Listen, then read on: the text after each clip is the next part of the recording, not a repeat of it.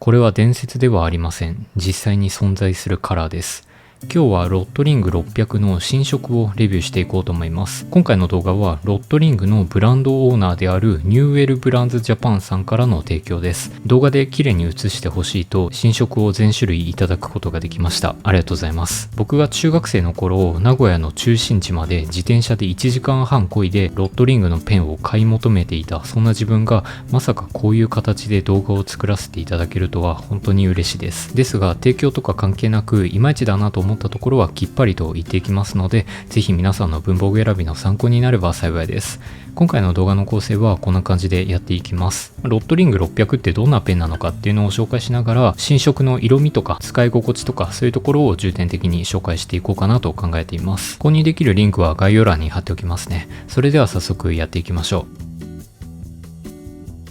そんなにいっぱいは持ってないんですが、これが僕のロットリングコレクションですね。ロットリングはドイツの製図用品メーカーです。ロットリングはドイツ語で赤い輪っかという意味があり、ここに付けられた赤い輪っかには信頼の証という意味が込められております。その由来の通り、ロットリングは正確な線こそ美しい線という信念を持ち、その信頼性から世界中のファンから愛され続けているブランドです。そんなロットリングの人気シリーズとして数字シリーズというのがあります。ロットリング300、500、600、800、800プラスですね。どれも形状はほとんど同じなんですけれども、素材や機能が大きく違ってきます。簡単に紹介していくと、ロットリング300はボディが全部プラスチック製となっています。税込み550円と一番お手頃なモデルですね。で、ロットリング500になると、軸は樹脂だけどグリップが金属でできているので低重心設計となっています。税込み1320円。で、今回紹介するロットリング600は軸からグリップまで全て金属でできています。フルメタルボディで圧倒的な剛性感というのを楽しむことができます。それから数字シリーズの中で唯一マルチペンも展開しているっていうのも特徴です。カラバレーションも豊富で、ロットリングの中で最も力を入れているモデルという認識ですね。シャーペンボールペンが税込み3300円、マルチペンが税込み5500円です。で、ロットリング800になるとフルメタルボディにプラスして回転リトラクタブル方式というのが採用され、先端を収納することができます。こちら7700円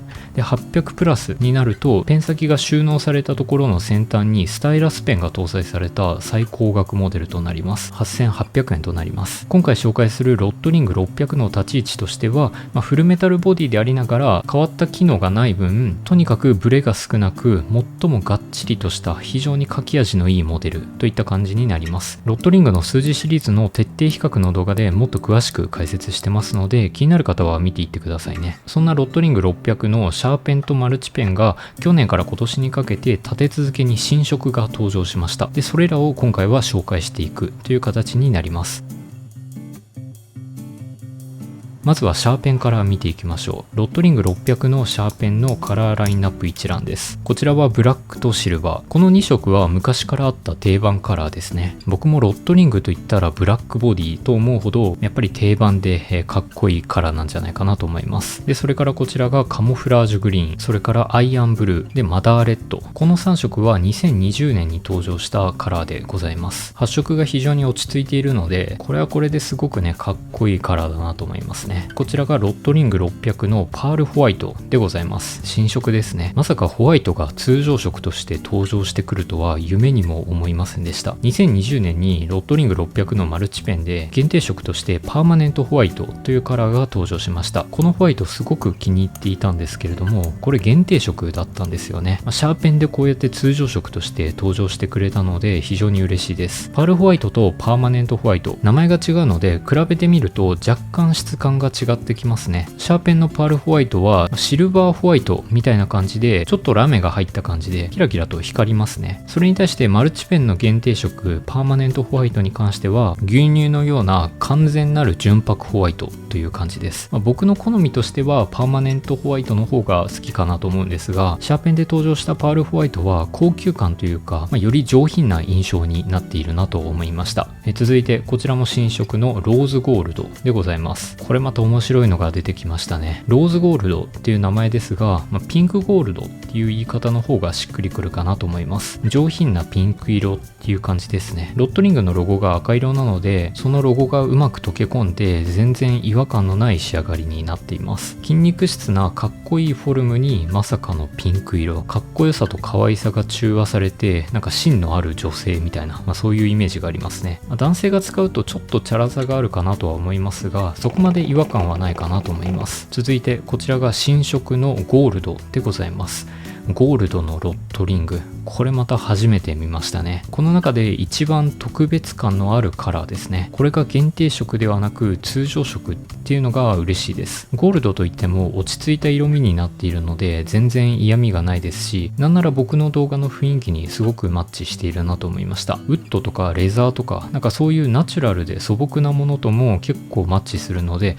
個人的にゴールドかなり気に入っています。今回新しく登場したこちらの3色に関しては明るめなカラーリングになってて、かなり攻めてるなといった印象です。ロットリング600のシャーペンのスペック見ていくとこんな感じですね。一言で言うと細くてずっしりとしたボディといった感じです。結構スリムなので、太いペンが好きっていう方からするとちょっと細すぎるかなと感じるところは正直ありますね。ではちょっと分解をして中身を見ていきましょう。分解をするときはここの軸とグリップを回すことで分解することができます。中身はこんな感じになってますね。消しゴムにはクリーナーピンはついていませんでした。で、さらにここから分解することができまして、こうやってグリップをくるくると回していきますと先端を取り外すことができます。芯をホールドするチャックは金属でできています。ちょっとここの白い部分がプラスチックでできているので、欲を言えばここまで金属でできてくれてたら嬉しいなとは思うんですが、このパーツ自体そこまで書き味に大きく影響を与えないので、そんなに気にしすぎるところではないかなと思います。ただちょっと個人的に気になったのは、長時間使ってると勝手にネジが緩んでくることがあります。芯を出してもちょっと引っ込んでしまうことがあって、どうしてかなと思って分解してみたらここのネジが緩んでるみたいなことがあるので、勝手に緩まないように、しっかりめに締めてあげた方がいいかなと思います。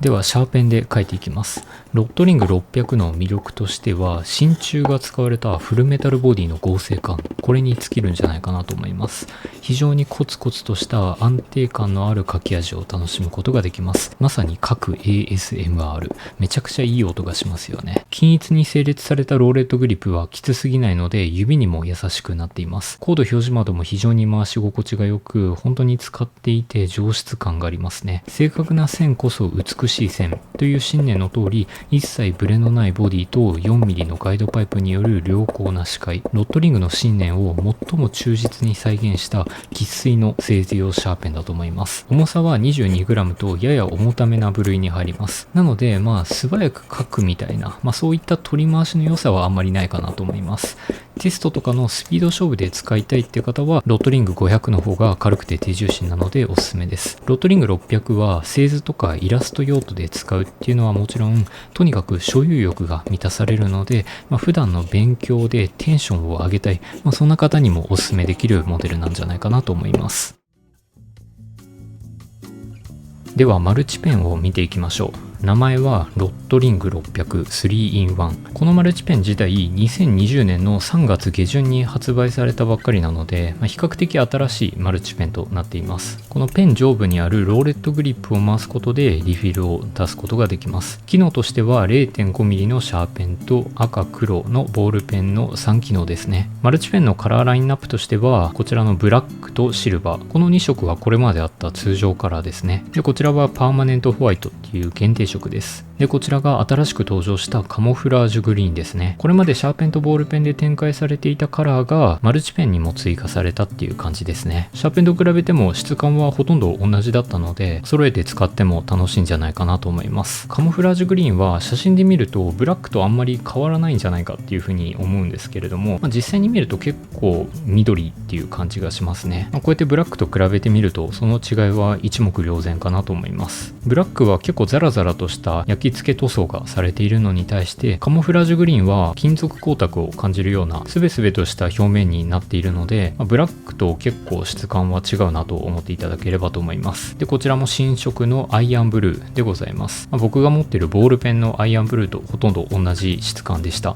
これはこれでね、すごくかっこいいなと思います。ネイビーほど暗すぎず、かといってブルーほど明るすぎずみたいな感じで、ブルーとネイビーの中間みたいな色味と思っていただければと思います。シャーペンやボールペンは戦闘機みたいなシュッとしたかっこよさがあるのに対して、マルチペンはジャンボジェット機みたいな迫力のあるかっこよさがあるんですよね。なので、それぞれ別のかっこよさがあって、僕はシャーペンマルチペンどっちも好きなんですよね。スペック見ていくとこんな感じですね。シャーペンよりも太くて重たくなっています。重量級のマルチペンといった感じですね。で、マルチペン分解していこうかなと思います。分解するときはこのてっぺんのローレットグリップのところを引っこ抜いてあげると気泡が丸々出てくるっていう非常に変わったギミックのマルチペンとなっています。ネジで留めるんではなくてグッと差し込んで摩擦で留める仕組みなので、何年も何十年も使っていくとすり減ってしまうんじゃないかなっていう心配は正直ありますね。 D1 規格のリフィルが搭載されてまして、高級なマルチペンでよく使われている規格ですね。なので他のブランドのリフィルも搭載することができます。例えばユニのジェットストリームプライムのリフィルとかも搭載することができます。ただゼブラで使われている独自規格の 4C 規格っていうのがあるんですけれども、こちらは D1 規格と形状はかなり似ていますが、若干直径がゼブラの方が太くなっているので、